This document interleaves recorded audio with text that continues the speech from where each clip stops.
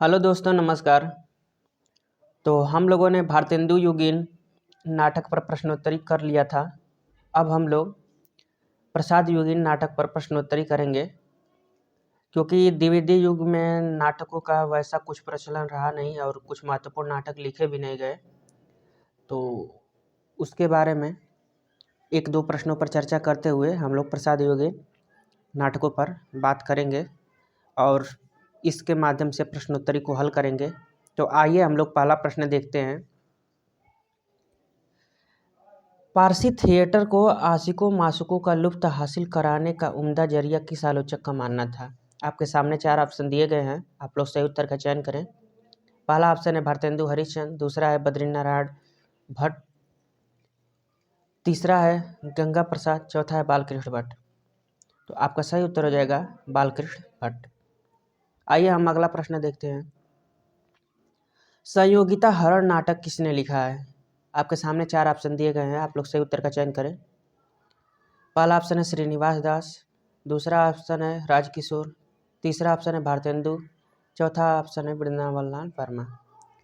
तो संयोगिता हरण जो नाटक है उसको श्रीनिवास दास ने लिखा था। अगला प्रश्न देखते हैं कि जयशंकर प्रसाद किस प्रकार के नाटक लिखते थे? आपके सामने 4 ऑप्शन दिए गए हैं, आप लोग सही उत्तर का चयन करें। तो जयशंकर प्रसाद ऐतिहासिक नाटक लिखते थे। आइए हम आगे बढ़ते हैं। अगला प्रश्न है कि जयशंकर प्रसाद के प्रथम नाटक सज्जन का आधार ग्रंथ क्या है? आपके सामने 4 ऑप्शन दिए गए हैं, आप लोग बताइए कि किस आधार पर जयशंकर प्रसाद ने सज्जन नाटक लिखा था। प्रश्न नंबर चौथा, तो आपका सही उत्तर हो जाएगा महाभारत की कथा के आधार पर इन्होंने सज्जन नाटक लिखा था। आइए हम अगला प्रश्न देखते हैं। जयशंकर प्रसाद ने कल्याणी परिणय नाटक के परिवर्तित रूप में किस नाटक की रचना की? तो आप लोग सही उत्तर का चयन करें। आपके सामने 4 ऑप्शन हैं, तो आपका सही उत्तर हो जाएगा चंद्रगुप्त। आइए हम अगला प्रश्न देखते हैं। निम्न में से कौन सा नाटक प्रबोध चंद्रोदय के आधार पर लिखा गया है? आपके सामने 4 ऑप्शन दिए गए हैं, आप लोग बताइए कि जयशंकर प्रसाद ने कौन सा नाटक प्रबोध चंद्रोदय के आधार पर लिखा था। तो आपका सही उत्तर हो जाएगा कामना नाटक। आइए हम आगे बढ़ते हैं। चंद्रगुप्त मौर्य नाटक की रचना किसने किया? आपके सामने 4 ऑप्शन दिए गए हैं, जयशंकर प्रसाद, सुदर्शन, रामनरेश त्रिपाठी, उदय शंकर भट्ट। तो आपका सही उत्तर हो जाएगा उदय शंकर भट्ट ने, क्योंकि जयशंकर प्रसाद ने सिर्फ चंद्रगुप्त नाटक लिखा है। चंद्रगुप्त मौर्य नाटक उदय शंकर भट्ट ने लिखा है। अगला प्रश्न देखते हैं। देवसेना किस नाटक की स्त्री पात्र है? आपके सामने 4 ऑप्शन दिए गए हैं, आप लोग सही उत्तर का चयन करें। तो देवसेना आपके स्कंदगुप्त की पात्र है। आइए हम आगे बढ़ते हैं। यदि प्रेम ही जीवन का सत्य है तो संसार ज्वालामुखी है, यह कथन किसके बीच बोला गया है?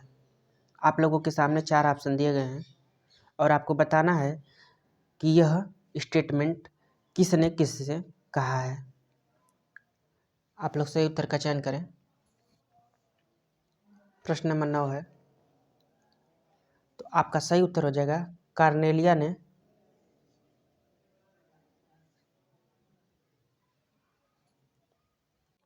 सुहासिनी से कहा था। ऑप्शन नंबर डी सही हो जाएगा। आइए हम अगला प्रश्न देखते हैं। समस्या नाटक का जन्मदाता किसे माना जाता है? जो समस्या प्रधान नाटक लिखे गए उसका जन्मदाता किसे माना जाता है? आपके सामने 4 ऑप्शन दिए गए हैं, आप लोग सही उत्तर का चयन करें। तो आपका सही उत्तर हो जाएगा लक्ष्मी नारायण मिश्र। ठीक है, मिश्र पे आप लोग जाइएगा, लाल पे नहीं। आइए हम अगला प्रश्न देखते हैं। शतरंज के खिलाड़ी नाटक किसने लिखा है? आपके सामने 4 ऑप्शन दिए गए हैं। शतरंज के खिलाड़ी नाटक किसने लिखा है? शतरंज के खिलाड़ी कहानी भी है, बाकी हम आपसे नाटक पूछ रहे हैं, तो आपका सही उत्तर हो जाएगा हरिकृष्ण प्रेमी। बाकी अगर नाटक न दिया रहे तब प्रेमचंद हो जाएंगे। आइए हम अगला प्रश्न देखते हैं। निम्नलिखित में से कौन गीति नाटक नहीं है? गीति नाटक नहीं है। आपके सामने 4 ऑप्शन दिए गए हैं, आप लोग सही उत्तर का चयन करें। तो जो आपका स्वप्न भंग है ये गीत नाटक नहीं है, बाकी तारा, अंधा युग, अनग ये तीनों गीत नाटक हैं। आइए हम अगला प्रश्न देखते हैं। निम्न में से कौन समस्या नाटक नहीं है? आपके सामने 4 ऑप्शन दिए गए हैं, सही उत्तर का चयन करें। आपको बताना है कि कौन समस्या नाटक नहीं है। तो 13 नंबर का आपका सही उत्तर हो जाएगा आहुति। आहुति आपका समस्या नाटक नहीं है, बाकी सन्यासी, अंजो दीदी, सिंदूर की होली ये तीनों समस्या नाटक हैं। आइए हम अगला प्रश्न देखते हैं। गरीबी और अमीरी नाटक किसने लिखा है? गरीबी और अमीरी नाटक किसने लिखा है? आपके सामने 4 ऑप्शन दिए गए हैं, विष्णु प्रभाकर, विनोद रस्तोगी, हरिकृष्ण प्रेमी, सेठ गोविंद दास। आप लोग सही उत्तर का चयन करें। तो आपका सही उत्तर हो जाएगा सेठ गोविंद दास। इन्होंने गरीबी और अमीरी नाटक लिखा है। अगला प्रश्न है कि अधिकार सुख कितना मादक और सारहीन होता है, यह कथन किस नाटक से उद्धृत है? आपको बताना है कि यह कथन किस नाटक से लिया गया है। तो आपका सही उत्तर हो जाएगा यह स्कंदगुप्त नाटक से लिया गया है। आइए हम अगला प्रश्न देखते हैं। लक्ष्मी प्रसाद ने उर्वशी नाटक की रचना कब की? आपके सामने 4 ऑप्शन दिए गए हैं, आप लोग सही उत्तर का चयन करें। तो आपका सही उत्तर हो जाएगा 1910 में उर्वशी नाटक की रचना इन्होंने किया है। आइए हम अगला प्रश्न देखते हैं। नंदवंश के विनाश का वर्णन जयशंकर प्रसाद के किस नाटक में मिलता है? तो आप लोग सही उत्तर का चयन करें कि नंदवंश के विनाश का वर्णन जयशंकर प्रसाद के किस नाटक में मिलता है। आपके सामने 4 ऑप्शन दिए गए हैं, तो आपका सही उत्तर हो जाएगा ऑप्शन नंबर बी, चंद्रगुप्त नाटक में नंदवंश का विनाश का वर्णन मिलता है। 17 नंबर प्रश्न है कि नाटकों का सही क्रम बताएं। आपके सामने 4 ऑप्शन दिए गए हैं, आप लोग बताइए कि कौन सा क्रम सही है।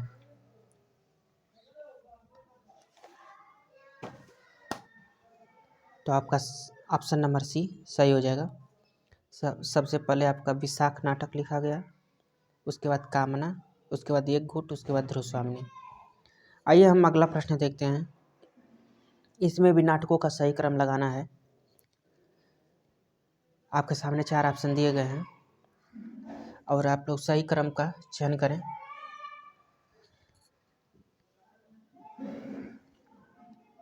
इसमें आपका सही उत्तर हो जाएगा ऑप्शन नंबर ए, अशोक, राक्षस का मंदिर, राजयोग, सिंदूर की होली। आइए हम अगला प्रश्न देखते हैं। नल दमयंती नाटक किसने लिखा है? आपके सामने 4 ऑप्शन दिए गए हैं, आप लोग सही उत्तर का चयन करें कि नल दमयंती नाटक किसने लिखा है। तो आपका सही उत्तर हो जाएगा महावीर सिंह। महावीर सिंह ने नल दमयंती नाटक लिखा है। आइए हम अगला प्रश्न देखते हैं कि किसने गीत नाट्य को किस आलोचक ने भाव नाट्य की संज्ञा दी है?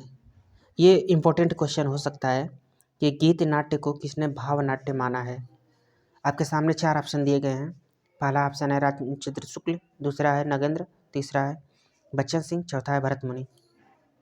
20 नंबर का आप लोग सही उत्तर बताएं। तो आपका सही उत्तर हो जाएगा डॉक्टर नगेंद्र ने गीत नाट्य को भाव नाट्य कहा है।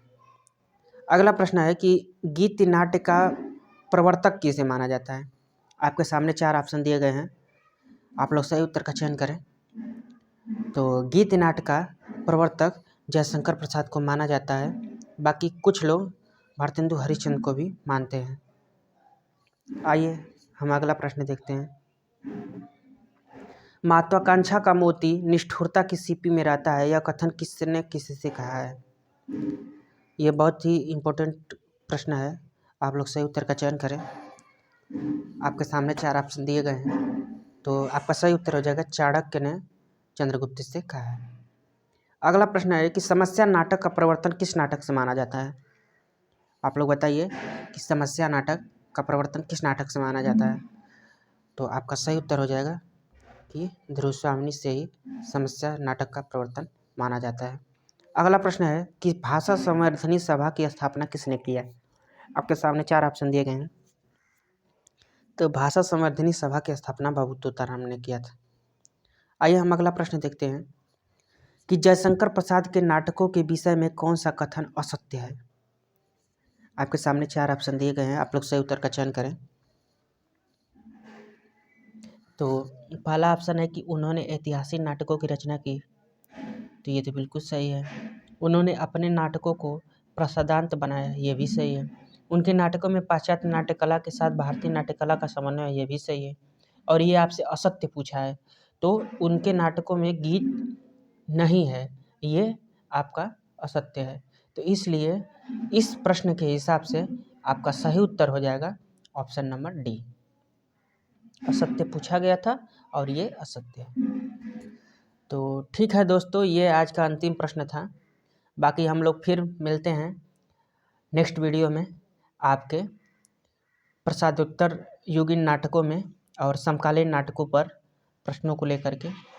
तो धन्यवाद यहाँ तक देखने के लिए।